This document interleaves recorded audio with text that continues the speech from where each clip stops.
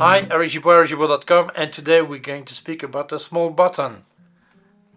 This small button here, known as back focus button, and I'm going to tell you my opinion about using it, the pros, the cons, and well, if you should use it or not depends on you, but I'll tell you all my opinion about it. So let's start. First of all, let's see how normal autofocus works. When you have pressed the shutter button here, half press, it focuses, whether it is a single autofocus or continuous autofocus, sorry. You just go, it goes, and then you finish pressing and you make the picture, okay? The problem with this system is that if you're, for example, take a picture of the camera that is in front of me, I half press, and then I decide to reframe. I reframe like this and make the picture. No problem. But if when I reframe, I lift my finger here, and then I press again, then what will happen? It will refocus again on a different point, and maybe my picture will be out of focus. So for some people, the best way is to use this back button focus. Beware, not every camera allows you to do it. And second, read the manual of your camera to know how to set it up, okay? First of all, when you activate this, you must deactivate the focusing on this button. Obviously, I speak about autofocus, not manual focus, okay? So here, when you will half press, it will just measure light. It will not actually focus. But when you press this button, whether it's single or continuous autofocus, it will focus. So this way, I can press this button, focus what I want, and it doesn't matter if I lift this finger or not. It will not change anything. And if I am on continuous autofocus, I will simply lift my thumb here and it will stop focusing, and then I press, okay? So really, for many people, this is a great way of doing it. But beware.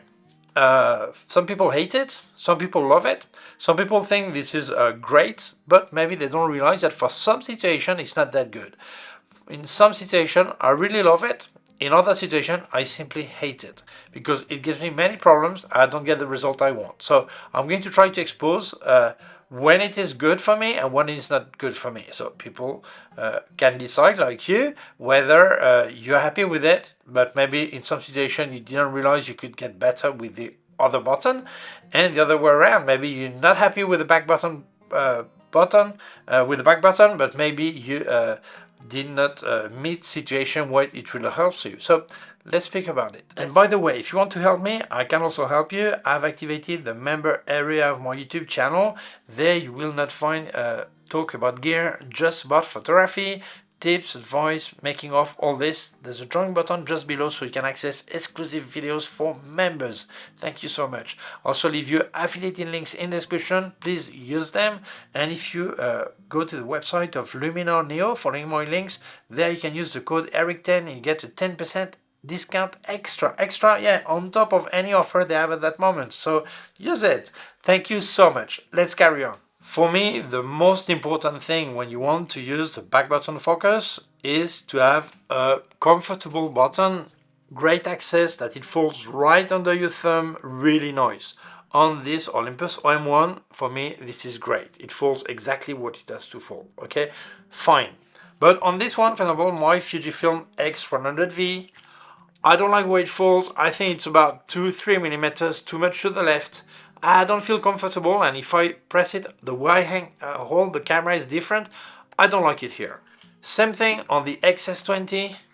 I think it's a bit better than XS 100 Mark 6, but still, I would like to have it like 2 millimeters to the right. But on the other hand, on my Fujifilm JFX 100S2, I think yeah, here it falls fine because the camera is bigger, so that's okay. So really, it depends on you, your hand, your finger, your thumb, the way you hold the camera, and on the button. Okay, so for some situation it will be some camera it's fine, and for other it's not good. Okay, so for me, I don't use it on some cameras, on other yes I do use it. Okay, but I'm going to tell you a bit more my story about how I came to use this back button. And the origin is my first digital camera. Two of them were two Leica M8. I don't have them anymore, but I've got here my M4P so I can show you the problem. The Leica M is fully manual. You don't have autofocus, so I would focus like this, okay, and then reframe, and then press the button, and that's it, the shutter, and that's it.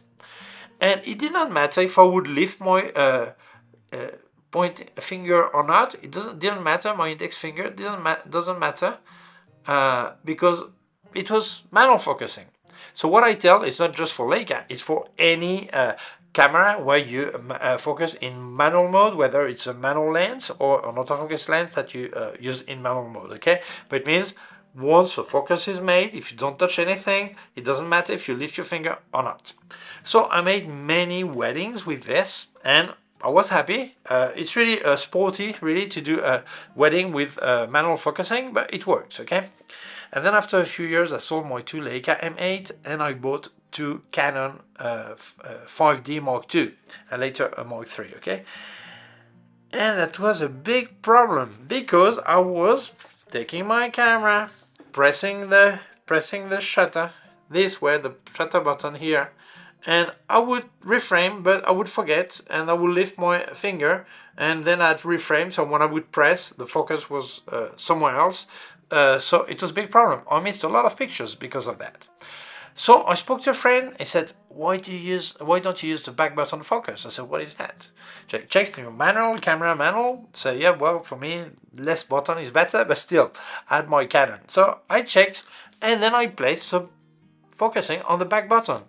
And then I was saved. I didn't miss any picture anymore because I would press here and make the focusing, and then I could lift and reframe, or if it was a single mode, I would hit it. Doesn't matter if you lift or not, focus is made, and that's it. I didn't miss any pictures anymore. So that was great. I thought, well, this back button focus is the solution to my problem. But then I sold my three Canon 5D Mark II and Mark III, three in total, and I bought some Olympus cameras. I got two OMD M5 Mark II.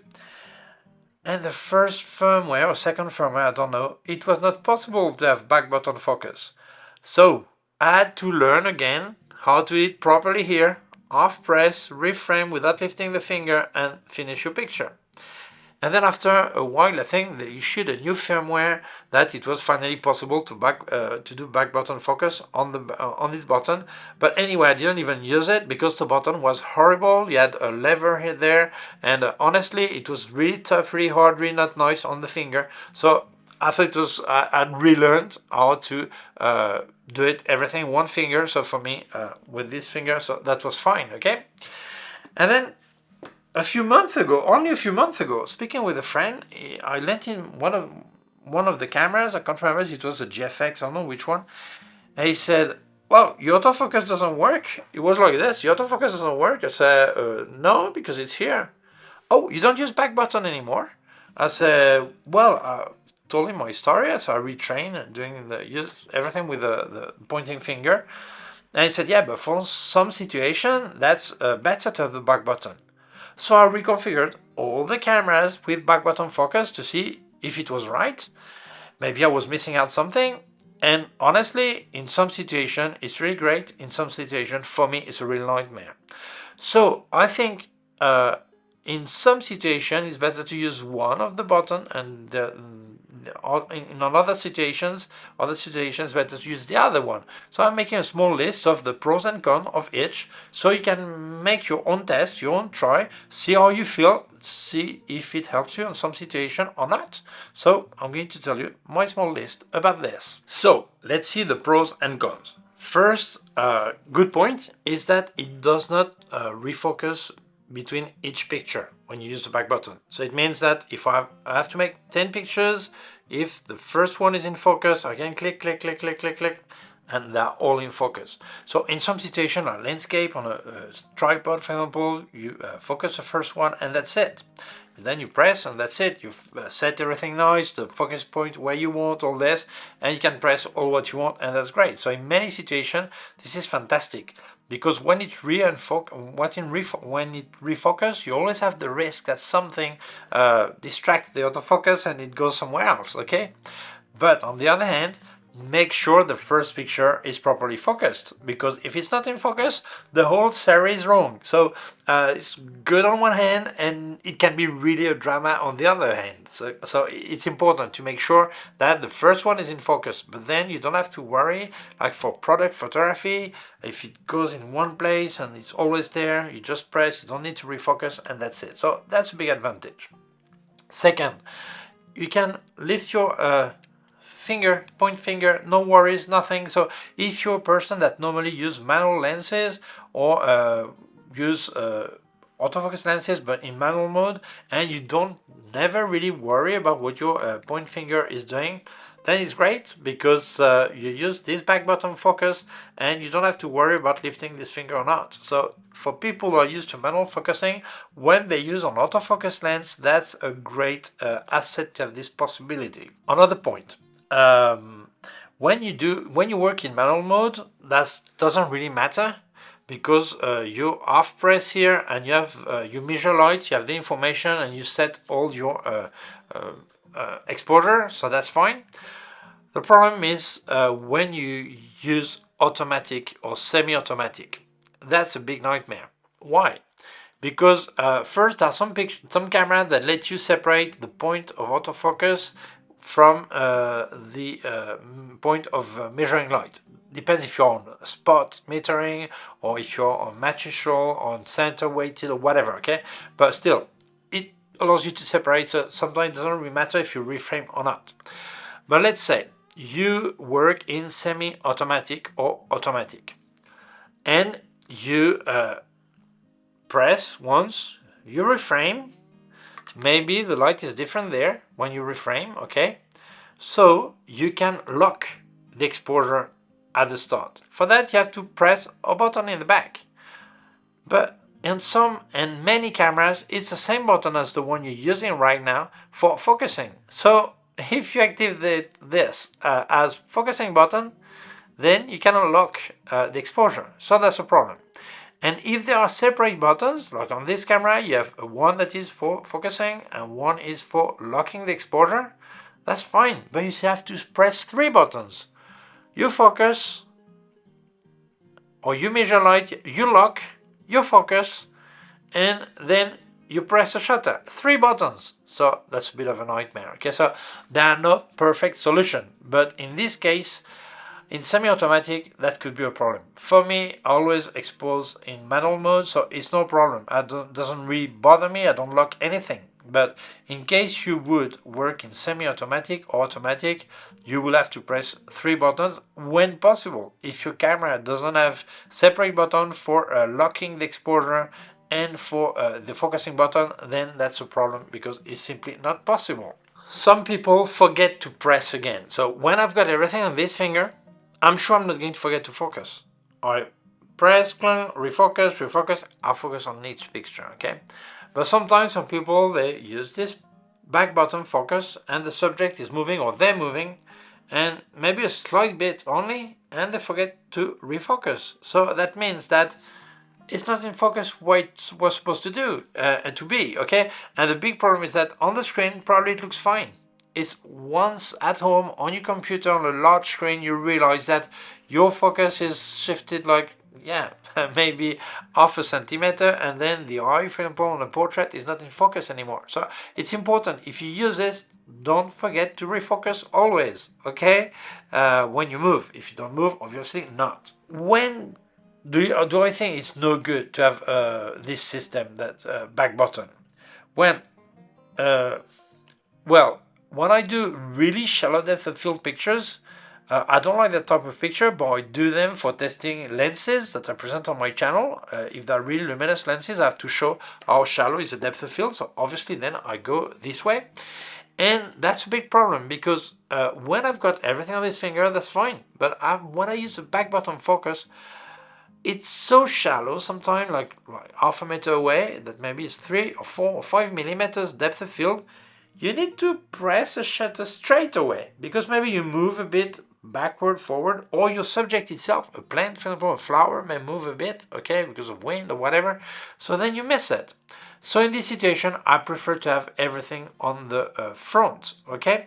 But sometimes it's a matter of size, okay? Because like on this one, I feel like when I press the back button, my finger, this one lifts, and I waste a lot of time. I cannot press immediately. But on my GFX, that is a lot larger camera, I think my fingers are not so much as a hook like this.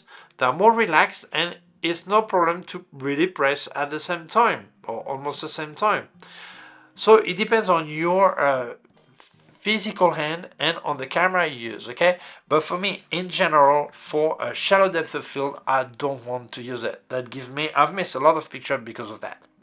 Second inconvenient, well, you have to press 2 buttons, sometimes 3, we saw before, but it means that, yeah, it's more, technically, it's more, for me, it's more difficult to press 2 buttons than to have everything on one and learn how to press gently for the focusing and the rest for the picture. So it really depends on the size of the camera also, okay, and your hand, okay? But yeah, you have to manage 2 buttons. Is for me more difficult than one, but it depends on each person, obviously. So when do I use each system? When I have static photography like landscape, product photography, or things like this, I use back button because yeah, it's true, I could go manual lens, just pull this one, there's a clutch on this one. It's true, I can go manual. On this camera you have a switch here, so you could go manual. But some cameras, when you actually do the autofocus, if you move manual, you lose the focusing, you need to refocus in manual anyway. So for me it's faster to have it on back button. You simply don't press it. Don't forget that the first one is fine, okay, otherwise the whole series will be out of focus. But for me, for static photography, I like to have back button focus. So when don't I like back button focus? First, when there is shallow depth of field, I said, and also when my subject is in movement. First of all, I don't like to use continuous autofocus. I prefer to refocus really fast like this, and finish to press, okay? And on this finger, well, it depends on the camera, but yeah, for me it's more difficult, okay? Obviously, if you use continuous autofocus, it's a lot easier. You just press all the time, you put continuous autofocus and subject detection, and then you just keep pressing, and you press this one as you go, okay?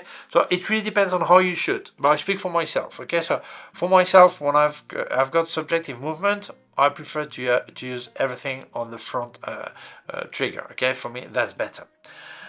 So basically that's it. I don't think there is one right way of using it or one wrong way. It all depends on you, on your camera, on your experience, on how you feel. But I think it's good to try both and try to change if you feel you don't get the result you want. Try the other way and check if in some situation one is a lot better than the other.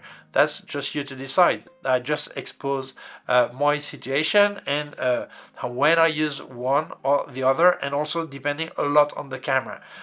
For a static camera, static subject or whatever, with this camera I don't bother putting on the back button. I just press and that's it, you know, and I don't bother, okay? So or I switch here to manual mode, here to manual focusing here on the side, and that's it, okay? So depends on you. So thank you so much for watching the video. I hope you like it. If you feel it may interest other people, please share it on social networks.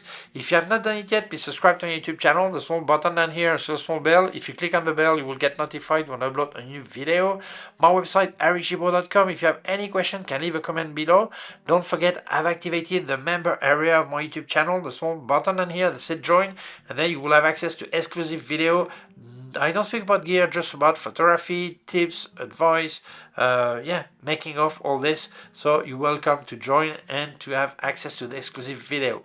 Also, leave your affiliated links in the description. Please use them. And by the way, if you use the link of Luminar Neo, once on their website, use the code ERIC10 and you get an extra 10% discount.